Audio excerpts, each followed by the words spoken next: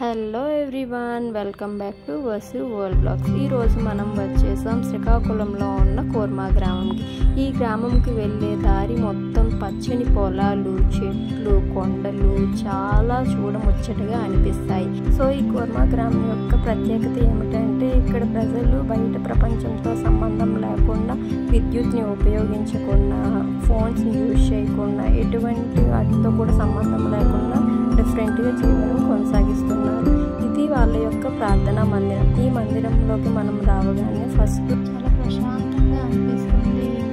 Radhakrishna photos ఇవన్నీ కూడా నడుస్తుంది.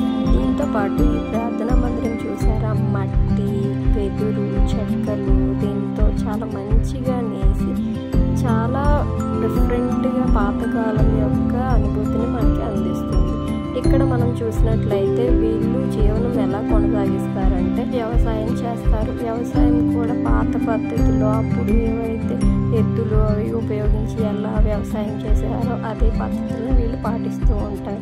ఈ పద్ధతులను పాటించి వ్యవసాయం చేసి వచ్చిన పంటతో కొన్ని వాల్యూ ఎడిషన్ చేసి వాటిని అమ్ముతూ ఉంటారు. అదే విధంగా ఇంకా రామాయణం, భగవద్గీత, ఇంకా కృష్ణుడి యొక్క బుక్స్, ఫ్రేమ్స్ ఇక్కడ అమ్ముతూ ఉంటారు. చూసారా ఇక్కడ బయట ఎంత ప్రశాంతంగా అనిపిస్తుందో.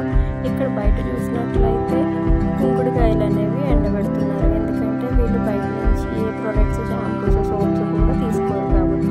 అదేవిధంగా ఇక్కడ చూసినట్లయితే వాటర్, వ్యవసాయం కోసం వినియోగించే ఈ వాటర్ని పాత పద్ధతిలో ఇరిగేషన్ మెథడ్స్ ఏవైతే ఉన్నాయో ఆ మెథడ్స్ని యూజ్ చేసి వీళ్ళు వ్యవసాయం చేసుకుంటున్నారు. So thank you guys for this watching video.